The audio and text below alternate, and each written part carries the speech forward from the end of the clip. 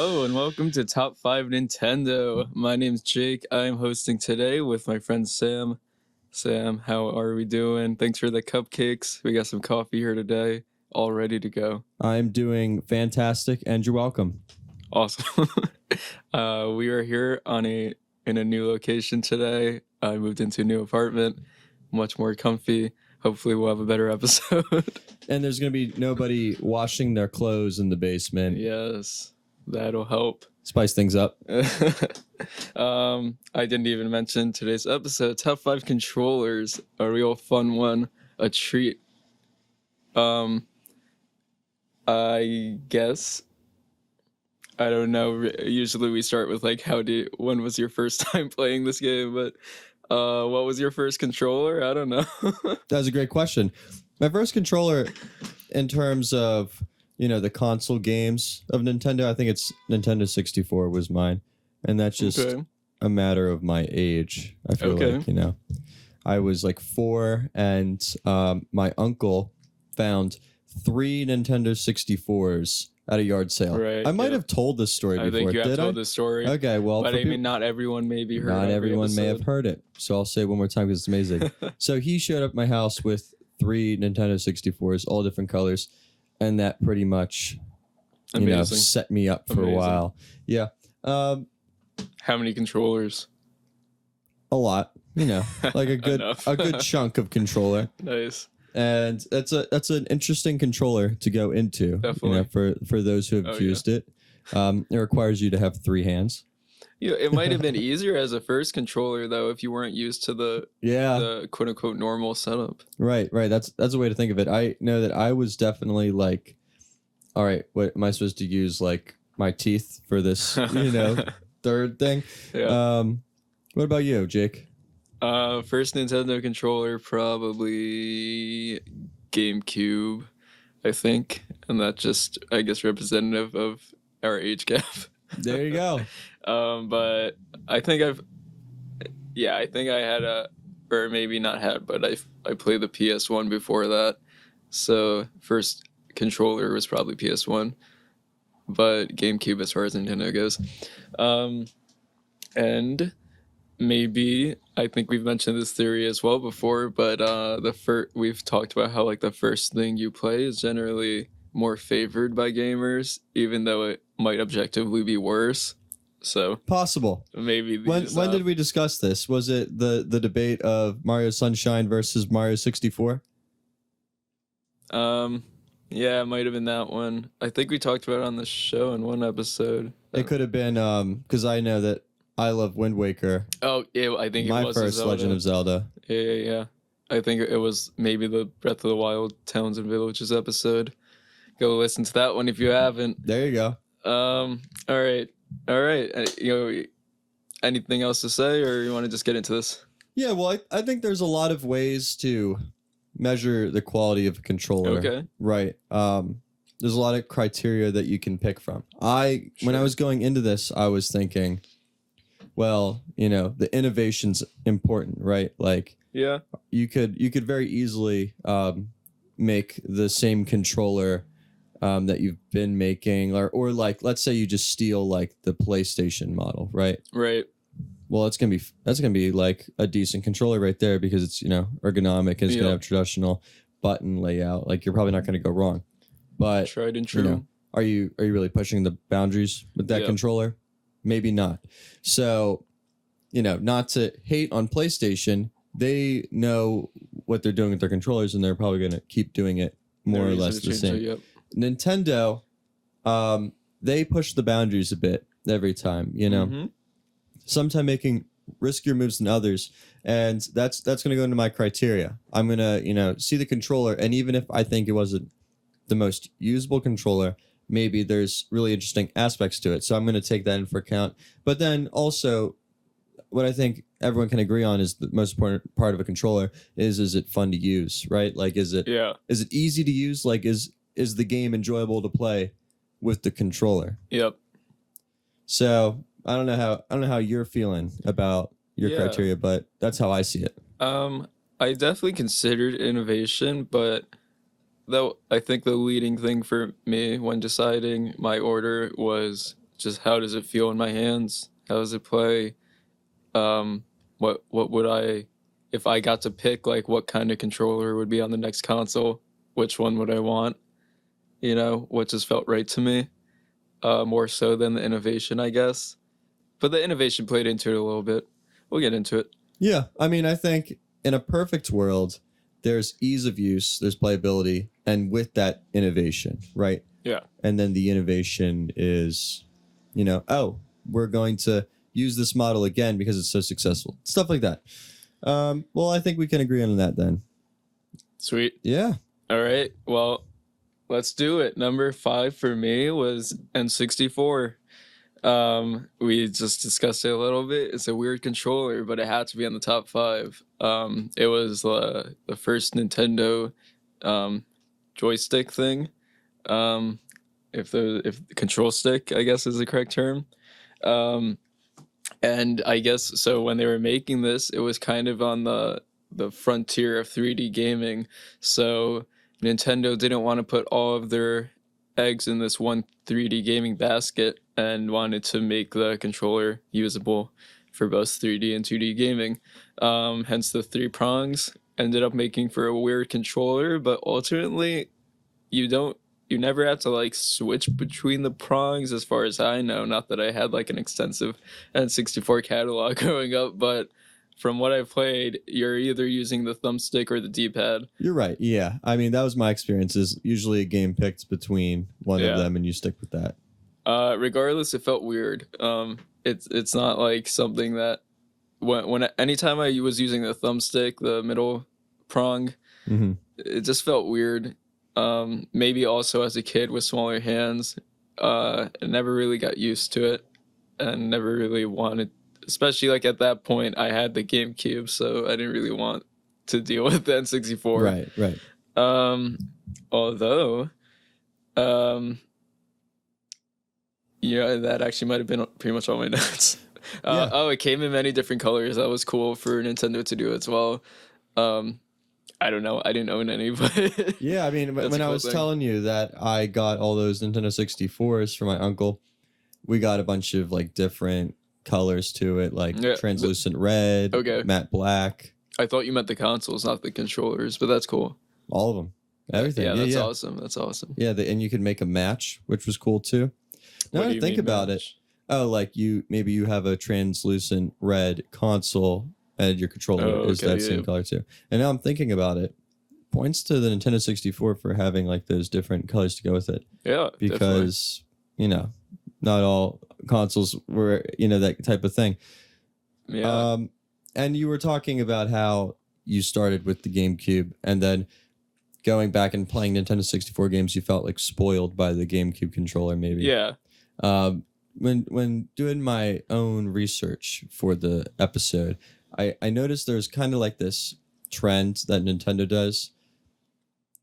I think I'm onto something here. Is they do like they make one controller and then they evolve it in the next, and then maybe it's their own conscious decision, maybe it's the path of just like the gaming evolution, but then they almost try a new thing and then evolve that one. Yeah. Try a new thing. So for example, the NES had like that very simple like rectangle pad, and then Super Nintendo was an evolution of it, and it curved and it had different buttons, and then restart. Now you have the Nintendo 64 controller, which was that odd shape, and then it became the GameCube was after that. So they're similar, right? They are similar ideas. It's not like we're comparing the NES to the Nintendo 64. The GameCube controller, as I see, and I'll talk about this when I get to my GameCube controller, inevitably,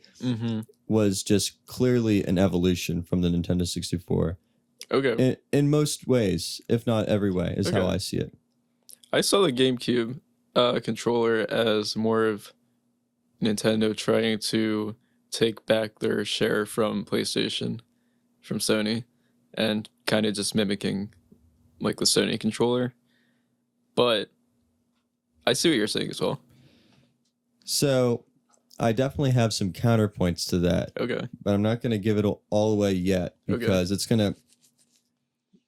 if we're talking about the Nintendo controllers right now, we can't leave out where the Sony controllers were at the same time, because I feel like that there's a lot of playing off each other. So I'm gonna save a couple of my counterpoints for later on. All right, go for it. Hit us with the 5. Respectable fifth choice on your part. I'm going to you. have to pick a different choice. For me, it was the Wii U controller. Wow. So it even made the list for you. It did. It made the list. I was not much of a Wii U player. Okay. It was primarily Smash 4 for me. Yep. I was really excited when they announced what it was like, what the controller looked like. Yeah. Yeah. I remember that announcement. Yeah. That was very exciting. Because I feel like you're in the same boat. I love mobile gaming. Okay, yeah. I grew up with Game Boys and all the DSs. So I was like, oh, this is like the first attempt to mobilize console gaming. Like, even if it's like, I'm going to sit on my couch and I could be looking at the TV, but instead I could like lounge and just look at, my hands. That was cool to me. It was a little bit annoying that, like, you buy the console, you get the one controller, and now your buddy's got to use, I don't know, plug in a GameCube controller or do something different. Yep. It felt like they made the first attempt, but they didn't cross the finish line with it, almost in that sense. Okay. And now let's say you break that controller. Right.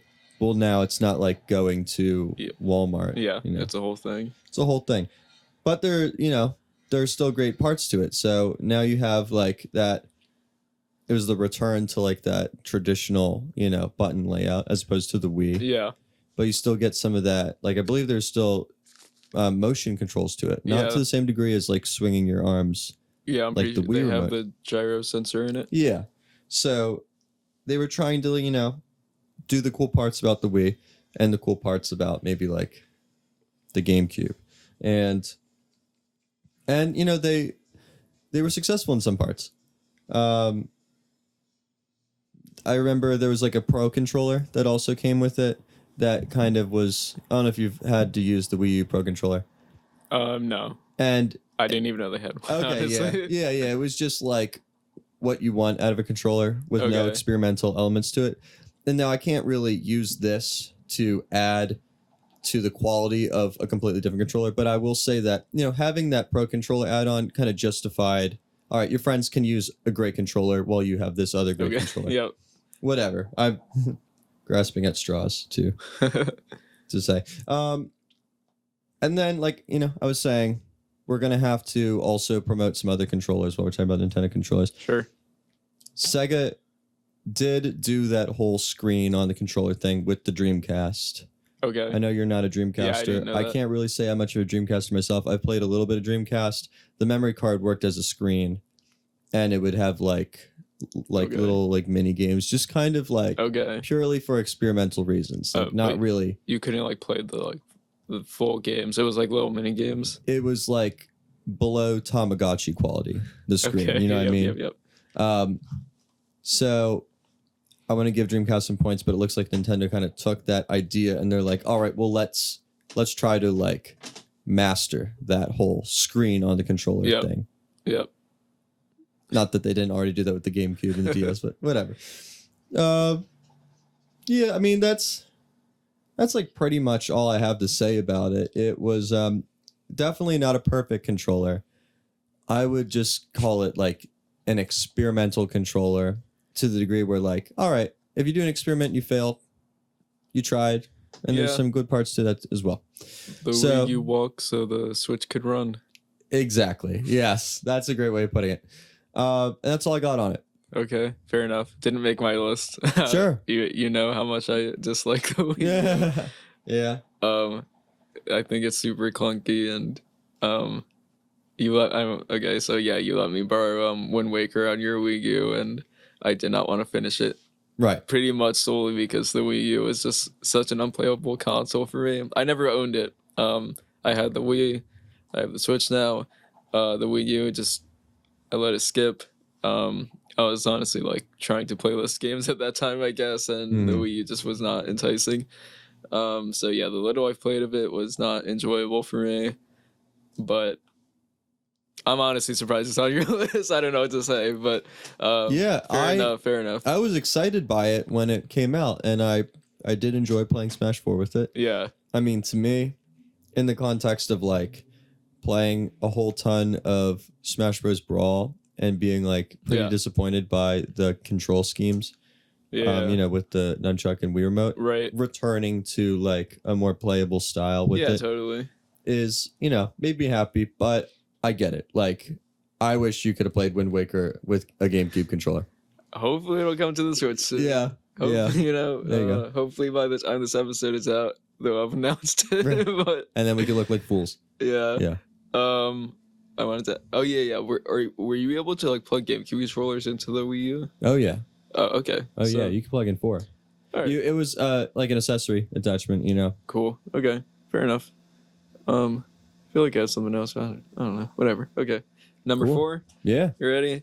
The Wii Mote, which it is officially called the Wii Mote. Is it actually officially called the Wii Mote? Yeah, that's how it's referred to. I call it the Wii Mote. You can look it up. I mean, I'll call it. Do look it up, please. Okay, I actually. will. But I've always referred to it as a Wii Mote, and every time I say Wii Mote, I get laughed at. But I'm like 90% sure it's like the official name. Colloquially known as the Wii Mote. Okay, so that's more of like a I don't know, like a nickname for it. Like it's, Yeah. Okay. Yeah, I think it's unofficially called the Wii Mote. Unofficially. Okay. And I don't know what you heard, but I remember there was a little bit of like people disagreeing with that as like what it should What be to call called. it? Right. People not liking that because, you know, there's some people with speech impediments that can't help but say Okay. Wiimote when they mean to say So remote. it sounds a little mocking. So it's like, you know, Fair enough. not that like anyone means to. Then obviously it's like Wii Remote. Yeah. It sounds like Wii Motes. Yep. But I know some people actively disliked saying that because of the reason. I know. It's a shame. Should I like not call it that? I don't know. I mean, you're taking a risk, buddy. I've always called it the Wii Mote. Yeah, I don't know. People are offended. Okay, the Wii Remote is number 4 for me. It was the first standard wireless controller. I think I've mentioned this on a previous episode, but the first like standard controller with a console that was just wireless to right out the box. We had the wireless GameCube controllers, but you had those were extra. So pretty cool. This is the first console that had a wireless controller in the box. It felt very intuitive, as much as like the Wii gets hated on for like being clunky and like the sensor bar not being the most accurate and things like that. Like most of the games that utilize the movement functions like just felt intuitive, like golf, tennis.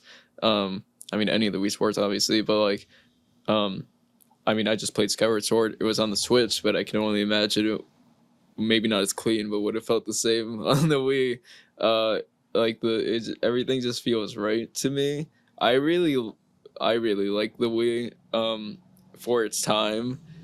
It is very clunky and slow and things like that, but like it just feels so like what gaming should be at this point, like in this year. Like you said, like Sony's just repeating the same controller every console cycle pretty much, but like why are we not expanding? Like you think gaming would have gone to the next level new, by now. Like how many years of the same thing could you do? Numerous ways to use it. You know, you could hold it in the normal nunchuck Wii Remote vertical style, or you could do the Wii Remote horizontally for like Mario Kart. Another thing that felt intuitive, I guess. I don't know. I'm sure there's other uses for it throughout the Nintendo games. Or like if you're playing a game where you have to like fire a weapon, then you could like use the trigger like a gun. I played a lot of Call of Duty on the Wii. I was, it's just that age. But that was another thing that like all my friends would make fun of me for playing Call of Duty on the Wii, and like when they all had like Xboxes. But like it just felt right. You just aim at the screen. It just makes sense. And then the B button's pretty much in the trigger position. Like it's just intuitive. Um, yeah, that's pretty. I mean, they also have the attachments. I don't know. I don't have a whole lot to say about the Wii, but like the Mario Kart wheel, the golf thing, whatever. They probably had a tennis thing, a baseball thing. I don't really know. Yeah, I think they did. I didn't have a ton of those extras, but also, I guess while we're talking about Wii, honorable mention the like Wii Fit board. I don't know what its official name is, but that thing was pretty cool for its time. I was excited to get one of those. I was gonna work that into conversation. Yeah, I mean, we have to acknowledge that, while this is like a top 5 Nintendo controller, they have made a lot of controllers. Yeah. And this is mostly like the main controllers. But yeah. in that same breath, the Wii had that standing pad, which was a controller. Yeah. You know what I mean? Yeah. I never personally was into like Wii Fit. Like I was the kind of guy like, why would I exercise playing video games? Like this is me avoiding exercise. Yeah. You were a fan. You played it. You know how it works. Yeah. I mean, Wii Fit, the game, like was just fun to play with friends. I felt like there were different. I've mentioned there. I don't know if you said it on the show, but I said to you like there was a skateboarding thing even on it, which was pretty cool. It felt like it was obviously like very cheesy on the Wii Fit board, but it was still cool. I mean, like this, like that's what I was saying. Like Nintendo's pushing boundaries while like PlayStation's recycling the same controller. The Wii was just such an exciting time in gaming for me. That like even like the Switch uses a lot of the features that the Wii brought, but like I don't think there's ever been like so much innovation in gaming in one console since the Wii, in my opinion. Yeah, I think you're onto something. I mean, do you have any other? No, that's pretty much all I have about the Wii Remote. Okay, because we're finally agreeing on something. I also had the Wii at number 4. Oh, awesome. For very similar reasons. I mean, it probably had to be the most innovative of the controllers, of the main controllers. Yep. It was funny because the design is pretty experimental, right? Like all of the major consoles were using like a very similar, controller. And it seemed like, all right, this is what people are familiar with. If anything, you make that same controller that's been being made again, people are going to intuitively know how to use it, right? Yep. But they said, what if we just completely redesigned it, tried something new that no one else did, and see if that is more intuitive? Right. That's a big risk, right? Yeah. They wanted to appeal to even more people, make something that no one knows how to use. Yeah. On paper, it sounds a little iffy, and but they gave you Wii Sports with it that like kind of jump starts to like, all right, tennis, like hit it like a tennis racket. Like you played tennis before, then you could play our game. You played golf before, you could play our game. Maybe if they didn't do Wii Sports, people would be kind of like, all right, I have a remote. What do I do? Like click a button like it's a TV remote? Yeah. And that made it work. And so, well, before I complain about anything, I'm gonna say the other nice things about it is that this remote, the Wii Remote and the nunchuck, it brought new people into video games. Right. It made it like you don't have to just like the video game. You could make it like an exercise. You could be standing up, right? You could. So I mean, people were throwing these things at TVs. Like people liked using the Wii Remote. People were getting really into it, and it felt more immersive. Right. And until last Christmas, my stepmom was still using the Wii for like fitness games, like Just Dance or whatever. I don't. That's incredible. Yeah. Yeah. Oh, another is that not the Dance Dance Revolution on the mat or? No, I think Just Dance is maybe it uses the Wii board as well, but I think it just you do the dancing. Yeah. That's funny. Yeah. Yeah. She uses that for fitness. I think there's.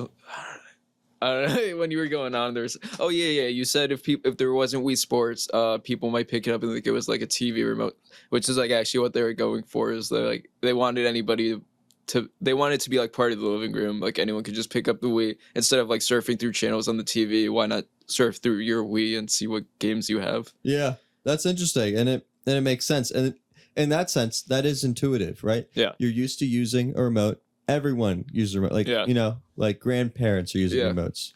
they could play it. So that's cool. Now, with that, people who are more used to the classic video game controller were maybe thinking like, oh, I have to like relearn how to play all these franchises that I've been playing for years, right? Yep. I mean, I'm just gonna talk about Smash Bros and how I played all those games with different controllers because that's like the most, I don't know, relatable. Yeah, the relatable, the most. Yeah, Smash Bros Brawl was pretty tricky to play with the Wii Remote and the nunchuck. I don't want to say that it took away from the game experience because you could just buy like that plug-in controller and use that. Yeah. But there were a couple aspects of having that controller that made it not as smooth of an experience as probably the GameCube was. I remember at that age, I was almost just like, all right, I just want to plug it in, honestly. That's what I'm used to. Right. Like, don't have to worry about batteries. Like, if I press a button, I'm not going to have to worry about if I'm close enough to the TV. It's going to register it. There were some games like Guitar Hero, Rock Band. Like I played all those games and loved them, and I consider myself pretty decent at them too. Right. I will not play Guitar Hero on the Wii. Yeah, that's what most people will say. Because it's too difficult to register the notes. Yeah, and the lag is ridiculous. Yeah, and it's pretty unplayable. Right, and it's because of the the sensor and the Wii Remote, and its ability to register notes quickly. Yep. And then so that's kind of where I'm splitting hairs, where it's like, all right, is this number 4 because of innovation or ease of play? And it's pretty 50-50 here. But the innovation's awesome. And at times the play was awesome too. Like bowling was really fun. Like you would overthrow your arm and it was fine. Like that's how you're having fun, is immersing yourself. So that's how I see it. Yeah, I think we're pretty much on the same page with that one. I don't have much else to say about the Wii, but if you want to go to that, or your number 4 is next, right? That was my number 4. Oh, yeah, you had the same one. Oh, so it's on me again. It's all on you. Number 3, okay. The SNES. I've admittedly never touched a SNES controller. So, this might be a little arbitrary, but it pretty much just improved on everything that the NES controller did not have. It was rounded, so it felt more comfortable to hold. And it had those like shoulder buttons and a good D-pad. I don't like. I wrote in my notes. It became like the standard of 16-bit. Like when you think of 16-bit games, you think of the SNES controller pretty much. I said it has shoulder buttons, and it's pretty much still not pretty much like there's still third parties making it today, for like I guess mostly PC gaming at this point, but some people really liked the feel of it, and if you're playing like a 2D platformer or something, it's all you need really. So it stood the test of time. It's still just as reliable and comfortable today to use. And it's pretty much the base of all other controllers, which is why it's so high on my list. Like it was pretty much a starting point for gaming to follow. Yeah. You really just about said it all with that. It was a very efficient controller, is I think like the best way to put it is it gave you everything you needed to play the games in the easiest way possible. And that's why it's so test of time. Like it was kind of, experimental, innovative with giving you additional buttons to use and maybe the layout of the buttons perhaps, but while also making sure that like it fits in your hand better, right? And that you didn't have too much or placed in awkward places. Nintendo 64. Right. And speaking of the extra buttons, I mean, this is a time when like maybe a little past it at this point, but like they're competing with these arcade games that have like 8 buttons on them. So to just find, all lined up too. Yeah. So like to find that sweet spot, like I mean, again, I wasn't like playing games in this era of gaming. I wasn't even alive, but they like to find that sweet spot. I guess it was another like risky thing because the NES just had A and B, right? And then the SNES added X and Y or whatever. Yeah. Okay, so I mean, they like realized they need more than just the 2 buttons, but they didn't overdo it. Like they kept it simple and easy to use, I guess. Exactly. So, well put. Thank you. And we could go into my third, or we can take a break. How are you feeling?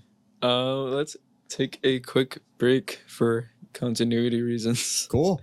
Okay, sweet. Be right back, guys. Bye. Oh, it didn't pause.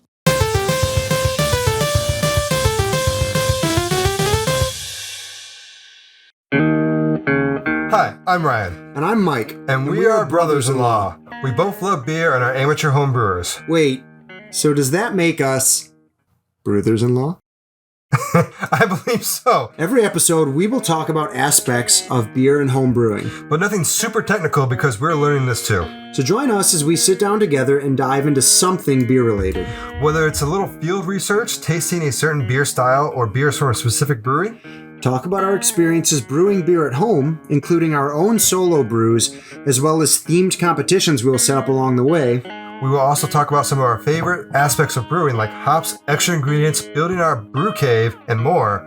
And of course, our own misadventures that have happened along the way. So, if you like beer, are home brewing already, or if you have an interest in home brewing and don't know where to start, join us on Brothers-in-Law Podcast on Apple Podcasts, Spotify, Google, YouTube, or wherever you listen to podcasts.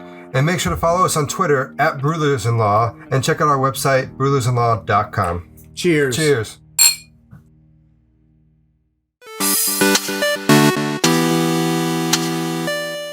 Welcome to our new podcast. Welcome to our new podcast. This isn't working. Agreed. I think we're going to have to do it turn by turn. Well, now that you mention it, we are a brand new RPG video game podcast. Our very existence hinges on turn-based gaming. So join us on the Turn by Turn podcast, where we'll be talking about Pokemon, Fire Emblem, Golden Sun, Shining Force, Mother, and so many more. It's your turn to come and join us.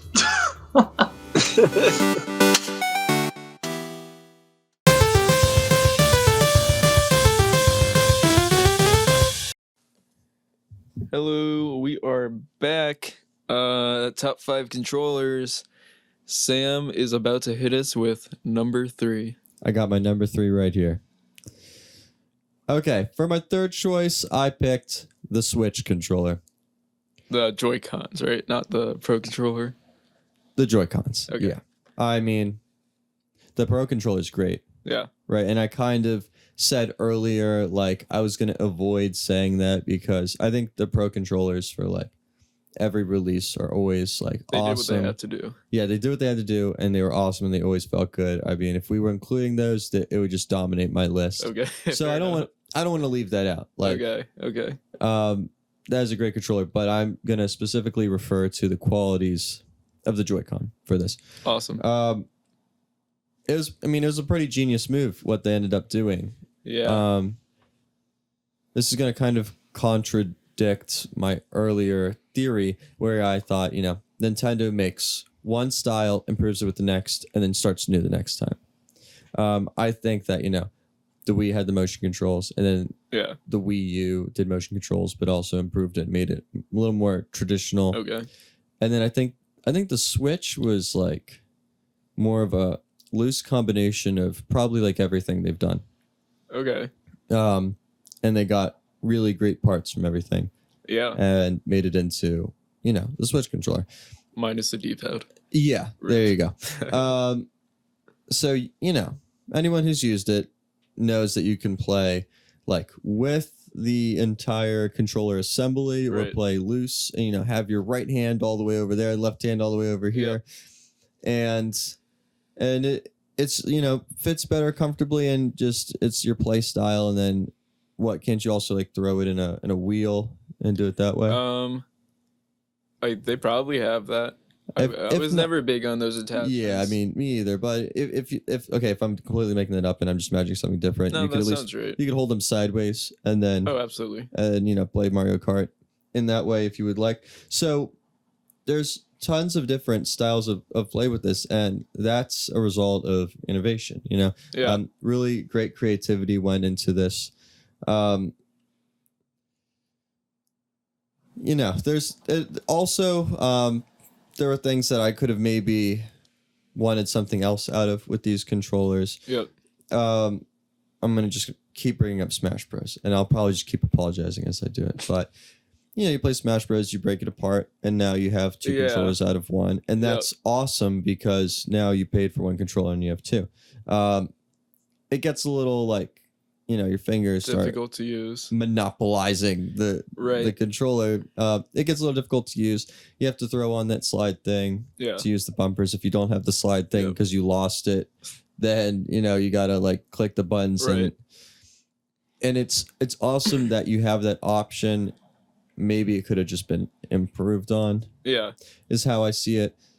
And I mean the buttons are kind of small. It can't every button can't be the A button on a GameCube. Even if it sometimes would benefit that, but I think it works great in like the wireless aspect. There's really like not any lag. I mean, yeah, pretty much. I mean, it doesn't have the sensor bar, so if you're using the pointer for like Mario Galaxy, I don't know, I forgot the name, or I don't know, some other game with the pointer, you have to like. Or I guess Skyward Sword just came out. You have to like Captain Toad. Yeah, you have to click Y to like reset the sensor, which gets a little annoying. But it's definitely smoother than the sensor bar. Yeah, no, that's a great point too. I didn't even think about how the fact like you can point with it and it works really easily. Mm-hmm. My example I gave is I really just use that a lot in like Captain Toad. Yeah. Well, play Galaxy. I know, you'll see what I mean, but I don't like that's always brought up when I hear people talking about it, like having to click Y to recalibrate the wireless pointer. But like, I mean, I just click Y like constantly when I'm playing those games. Like, I don't even think about it because it's just what you have to do when you're playing those games on the Switch, and it's like it's not annoying to me. Like when I was playing Skyward Sword, I did the whole thing with the Switch control, the Joy-Cons, and just keep clicking Y. It's not really an issue to me. It's not something you think about even. It's a really easy recalibration. Yeah, it just gets so much hate that I think is unwarranted because it's so much better than the Wii. Yeah, like sensor bar. So I'd much rather click Y than use the Wii sensor bar. All I'm trying to say, really. Sure. And I don't know if everyone else has this problem, but like, so you have two controllers that work as one. You got to charge both of them, right? Yeah.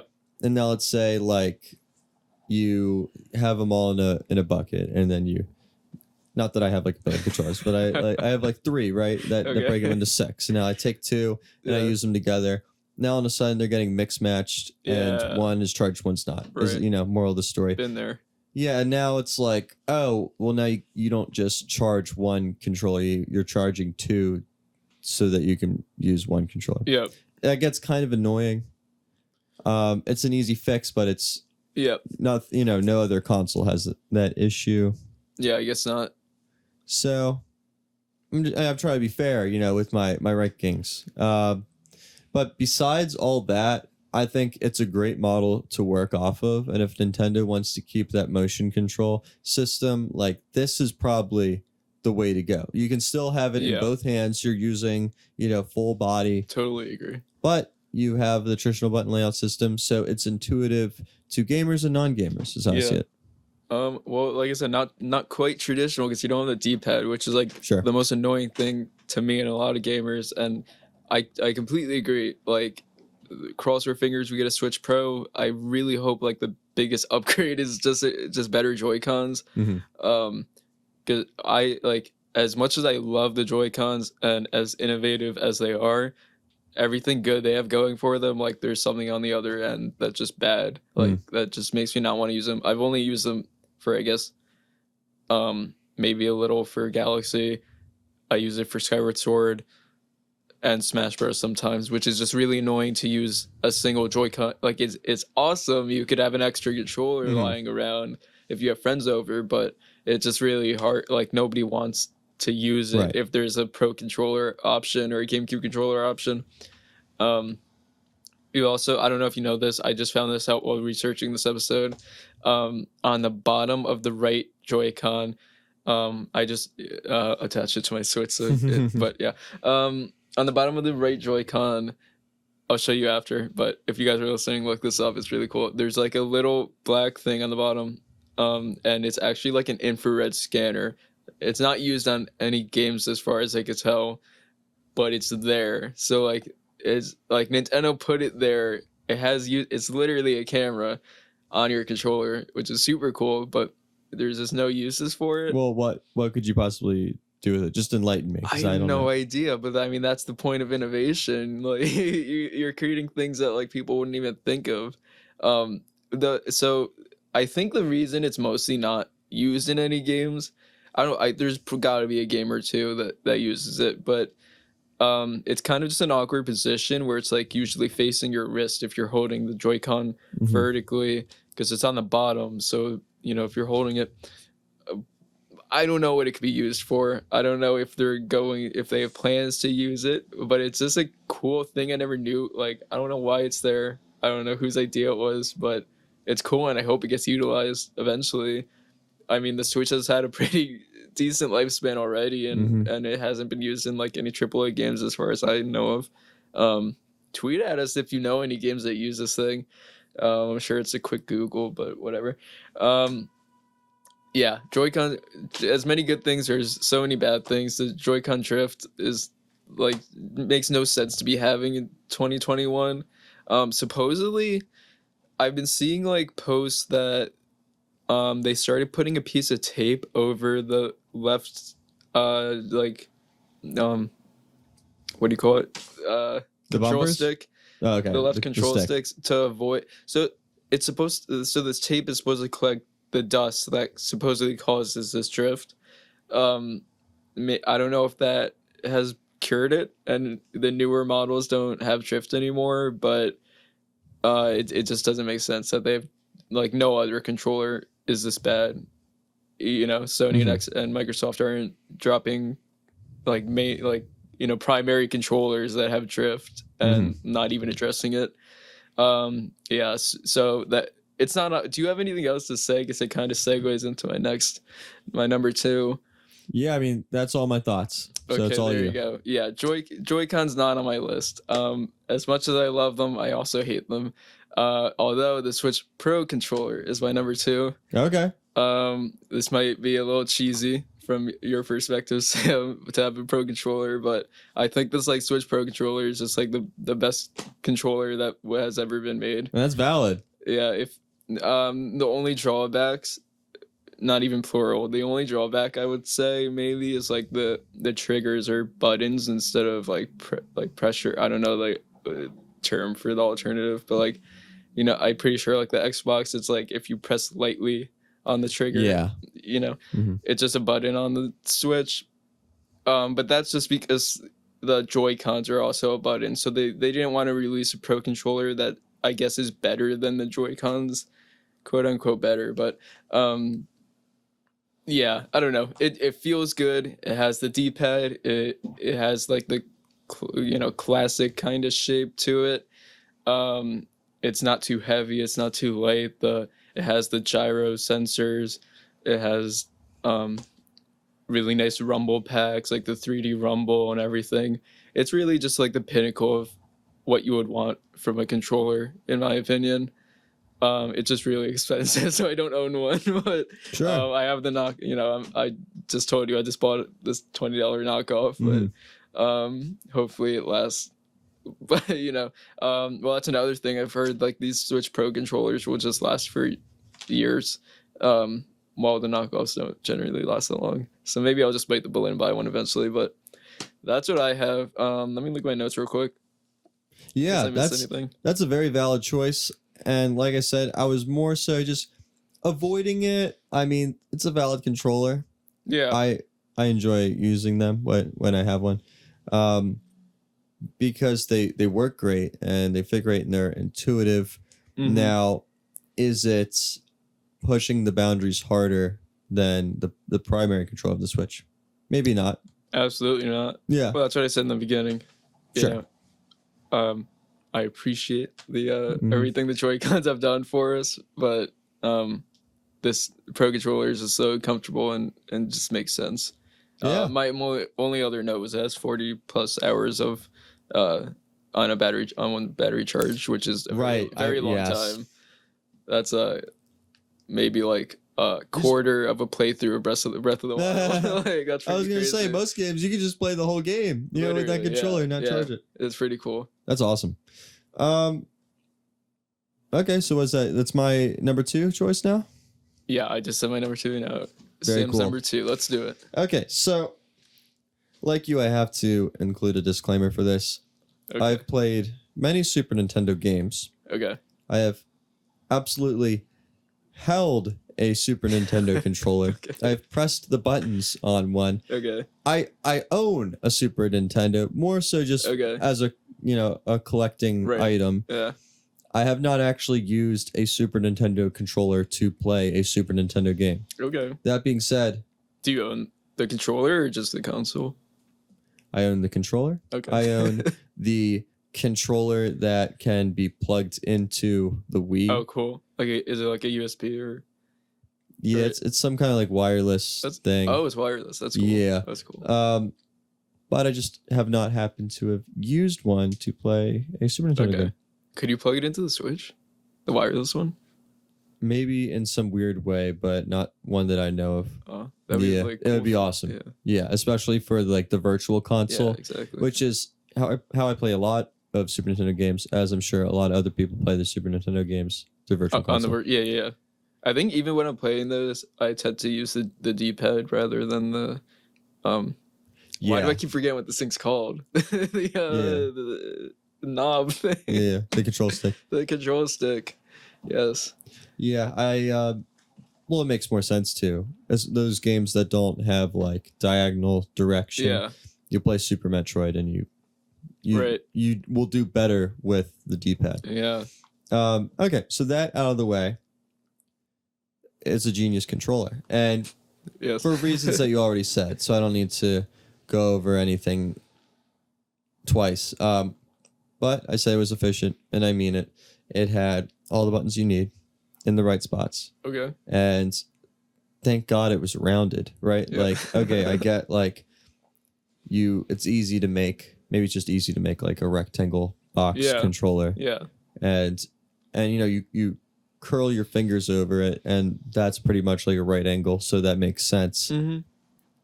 But we don't want like a pointy, controller. Who wants a pointy controller? So there you go, curved Super Nintendo.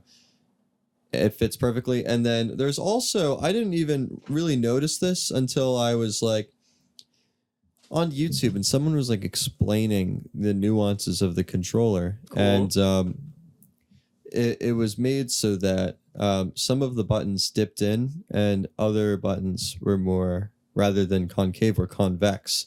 That way you can like fasten your finger on one button while being able to easily hit other buttons. I'm making it sound really Right. confusing. If you had the I controller think in I front know of what you, you mean. yeah, and they're like, that's just improves the quality of life with using it, and not Yeah. in like some flashy, ridiculous way. Makes sense. It's cool, and this was done like way before the PS1 controllers, the Xbox controllers that we imagine as the the generic like go-to controller. Before all that, it was the Super Nintendo controller, Yeah, definitely. and it's stuck. That's still the button layout that we use, and that's for a reason, because it seems as of now that is the optimal experience, is the Super Nintendo layout. Well, there's the GameCube. Yeah. And But no, you're right. notice this is my number 2 pick. Yeah, exactly. Yeah. It does make sense. Yeah. And it's pretty much repeated in most controllers. But yeah,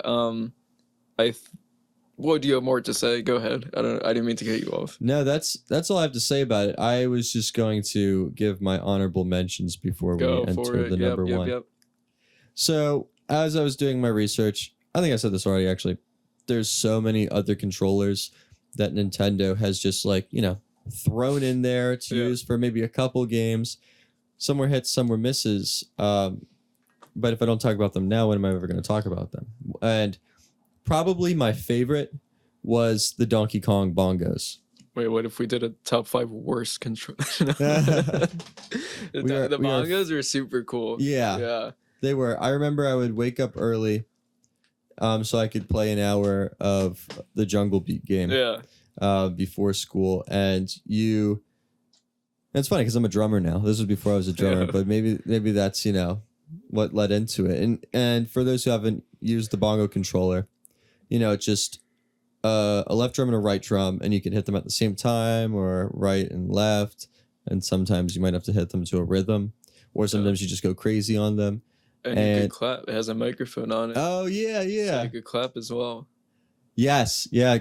Thank you for remembering that. And then with that, there was also the GameCube microphone. That was it looked hilarious. It was like really thin. And it had a button to activate it. I played, I think it was Pokemon Channel that I played. There was like Hey You Pikachu for the 64, and then the follow-up was Pokemon Channel. And in both games, you use a microphone to talk to Pikachu, and it's ridiculous in both of them. Like, I have not played that one. You can just make whatever noise, and right, because it didn't pick up your actual voice, it just picked up the noise levels, right? Yeah, something like that. Like, it didn't pick up on phonetics, I'm pretty sure. And it's funny because when I was a kid, I was like, this is the most immersive Pokemon experience of my life. I'm talking to a Pikachu that is my pet, because it was like a virtual pet type game. And now looking back on it, I was like, there's not a shot that I'm gonna talk to a Pikachu and have that be how I play Pokemon. Right. But that is a Nintendo controller right there. Yeah. And I always think it's so cool to think about how like these games that we grew up with seem so like high tech and realistic, and then looking back today but then it makes you think, like, what about the games of like Breath of the Wild looks beautiful. Like, I'm playing so much Tony Hawk Pro Skater, and I'm like, this looks so much better than the original game. But then it, like, when you put it in perspective, like, it looks like shit. Like, it looks like butt. Like, we're gonna have another remake in 10 years that's gonna be like hyper realistic people skating, and it's gonna be like, I hope at least. And we're gonna look back at this 2020 version and be like, what does Tony Hawk do? Like, this looks like garbage. Sure. So I have a couple different thoughts on that. So this is a great idea for a future episode, is maybe top 5 like console graphics, right? Okay. We'll flesh it out. 8-bit, 16-bit. I think we're on something with that. But while we're talking about it now, here's what I'll say, is that I do agree. Maybe the Nintendo 64 had an odd looking Pikachu that was supposed to be your pet. But you're playing Earthbound right now, and I think we can both agree that game still looks beautiful. It's awesome. Right? Yeah, but in a different way. Like I was just saying this morning, I wish there was a remastered version of it with like a Link's Awakening graphics. That'd be so cool. Like it's beautiful in a different way than what's like The Witcher is beautiful. Sure. You know? And my stance on that is I love the 16-bit era so much, and I think that's maybe where we differ, because a game like Earthbound and a game like Super Metroid, it to me is like the peak of what graphics can do. Okay. Now for a virtual pet game, maybe I would want it to look more like Switch graphics, where Nintendogs. Yeah. Where that might be more immersive to me. But in terms of an art style, I don't mind the 16-bit. Okay, so how do you feel about like the original Diamond and Pearl compared to like these remakes? Do you prefer the original graphics? Is pretty much what you're saying? So I'm not 100% sold on this remake having the updated graphics and Link's Awakening style as an improvement. Okay. I see it as like an alternative. Okay. Maybe if I had never played Gen 4 before, this would be a fine way of introducing myself to the Sinnoh region, and I don't think it looks bad at all. But I'm not going to have people tell me like, oh, this is what the game should have looked like this whole time. Right. Yeah. Yeah, that's fair. I mean, I'm just trying to think of like examples. Like I played like a year ago, like Ocarina of Time and Majora's Mask on the 3DS, and those don't look fantastic, but they look so much better than the They're original improvements. ones. I would agree. And I think I'd much rather play the 3DS versions because there's not much changes. But Majora's Mask did have some changes, but like Ocarina of Time is pretty much the same game. It just looks better, and it's handheld, which is amazing. Sure. So I think we have a lot to discuss on this because I have lots of counterpoints. Maybe we should save it for a future episode where I feel like we could. We are getting sidetracked. Yeah, we could really. We could do like top 5 like art styles or something. Yeah. I don't know. Okay, whatever. We don't have to do this while we're recording. But where were we even at? I was just listing off the the controllers. Do you have more? Well, we talked a little bit about the Wii Fit, Matt. Yeah. I was gonna, I haven't really used. I've stood on one, but I haven't used it for a game. Cool. So I was gonna get your experience with it, but you kind of told us like you did enjoy it. There's not a lot of games. I think like Rayman Raving Rabbids on the Wii used the board. If you had the board, you didn't need it. I didn't know that. I played that with the nunchuck and Wii Remote. Yeah. You could also have the board, which was cool, but not a lot of games really use it. I think there might have been like a Carnival game I had that might have used it maybe.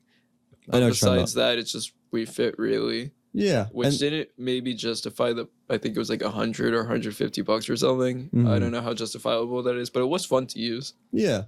And then I'm also thinking of like all of the like weapon controllers. I know that Nintendo's done like a couple of like the gun controllers. Yeah. I'm thinking like the one for Duck Hunt in NES, which I haven't personally used. I've seen it. Sure. So I can't really speak for how well it played. Yeah. I'm sure it was mind blowing when it came out. Yeah. I think they had one on the Wii as well. For Call of Duty. Yeah, or like Raving Rabbids when you shoot plungers. I'm sure you could use it because I thought that was really immersive when I was a kid. Yeah. And I would just use the trigger on my Wii Remote to fire the plungers, and I was like, "This is like crazy that this is real life. Peak game. This is the future," is what I thought. Yeah, exactly. And it was the future. It's just a lot of novelty was driving that. Yeah. Okay, so that's all I got for the honorable mentions. Okay, cool. So number ones. Let's hear it. Where did we end off? Because it was a good segue. And then, where did you end off? Do you remember? Yeah, I was. Oh, we were talking about the button layout of the SNES, right? Yeah. Okay, so the GameCube. My number one's the GameCube, obviously. I think this controller really nailed it, and I don't know why. It's just like it's never used again because the A button you use the most. It's the biggest. It's in the center.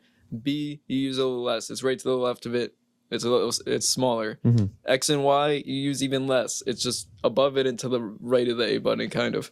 Like it just makes sense. Like these are the buttons you're using in like prioritized in how often you use them. Like it's so easy to always have which was like the point I guess, to always have your thumb on the A and then just move a little bit to the B, move a little in the other direction to X or Y. The triggers felt so good. Like nothing comes close to a GameCube trigger. Like it was so fat and like you like really push those things down. Like I could like vividly feel these. Even though I haven't touched a GameCube controller in like a year or so. I don't even know. There's so much to say. I mean, like there's a wireless GameCube controller. I mentioned. It's not too. I mean, it's a little. Like I said, it's a little fat, but it's not like too heavy or like it feels right. Like it just feels comfortable. no input lag with the wired one at least.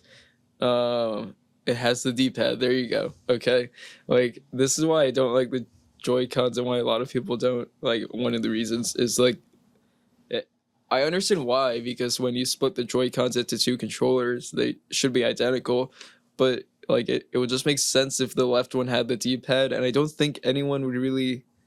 Well, I don't know. Gamers wouldn't care if it was a D-pad that corresponded to ABXY, because you would be able to, like gamers would be able to know.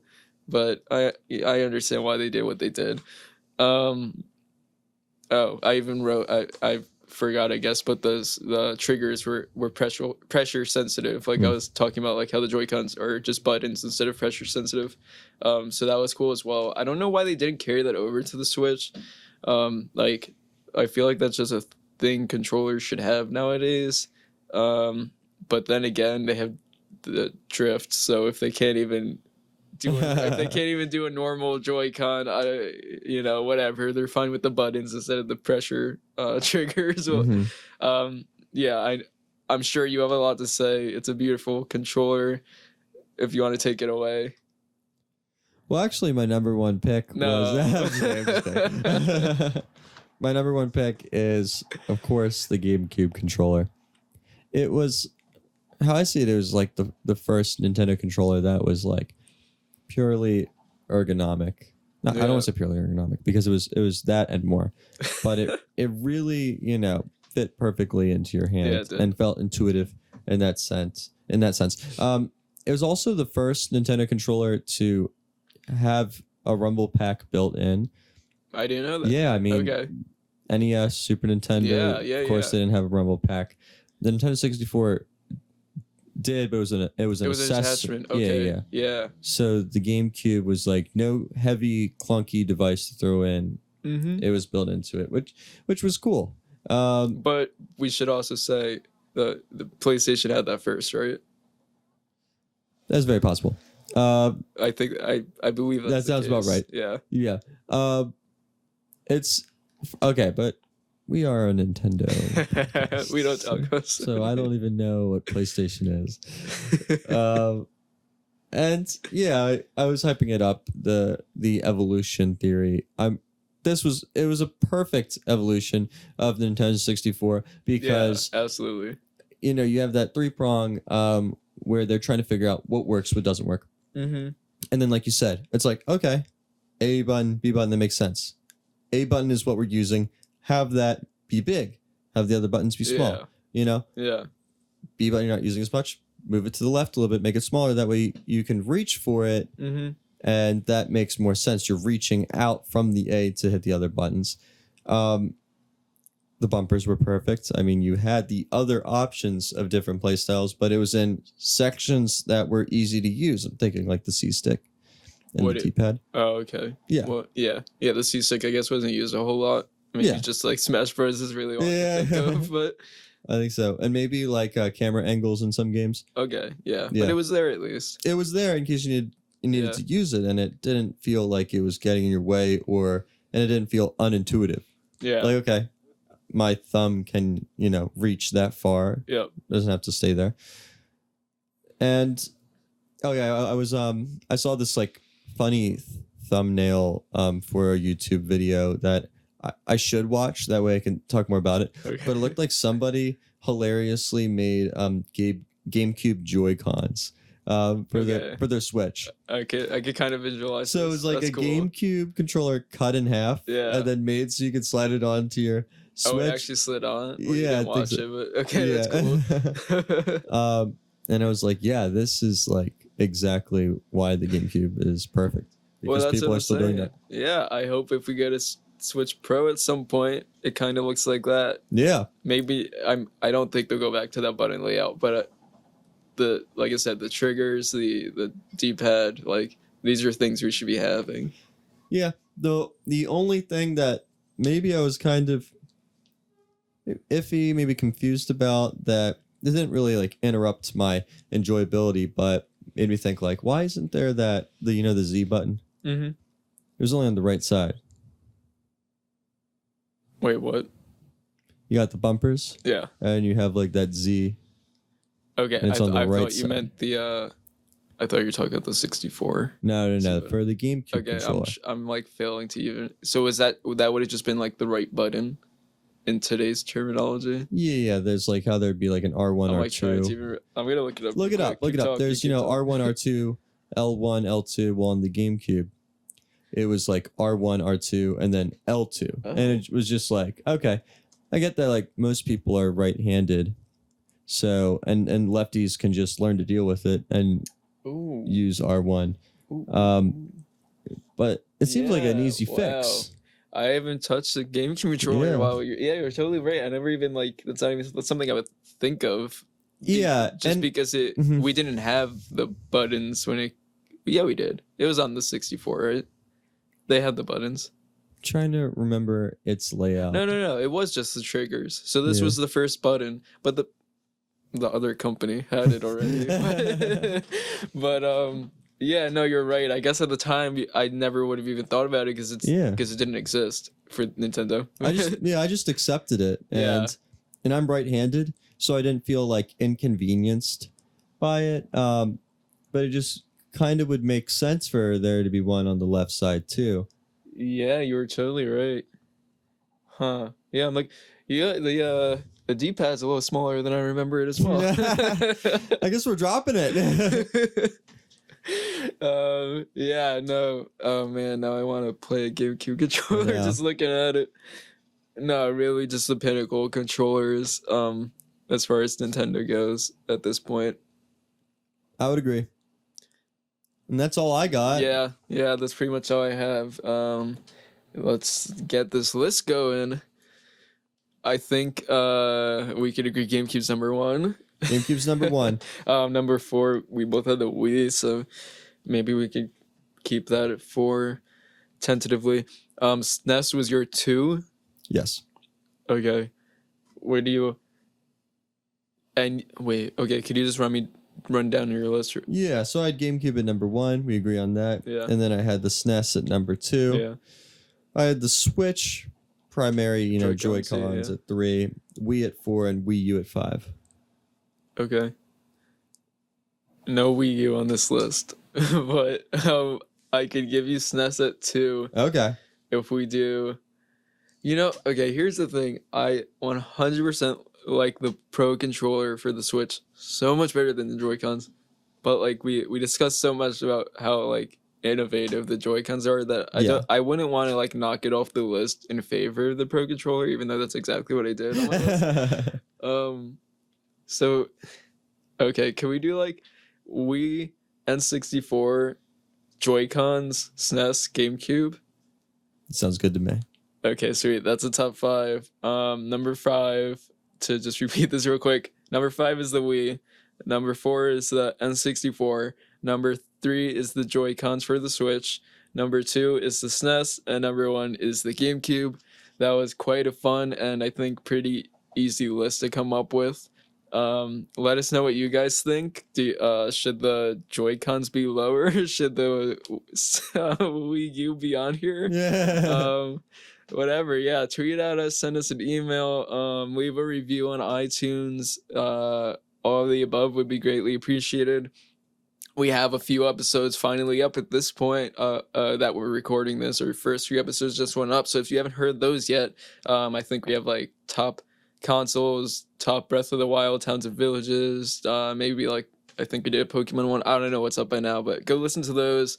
If you want to follow us on Twitter, and now we're also on Instagram, and I think Facebook at this point, it's at Top 5 Nintendo, the number 5 at Top 5 Nintendo, and then our Gmail is top5nintendopod@gmail.com, the number 5 top5nintendopod@gmail.com. Sam, what's your personal? My Instagram handle is Sam__Ansa. That's ANSA. Cool, the double underscore. Mine is just at Jake Naroden, my name, Naroden. On Instagram. That's pretty much all I use. I don't even use that too much, but cool. Thanks for listening, guys. This is a fun one. We will catch you next week. next Tuesday with our next episode that we will decide at some point. Okay. Thanks, guys. See you next time.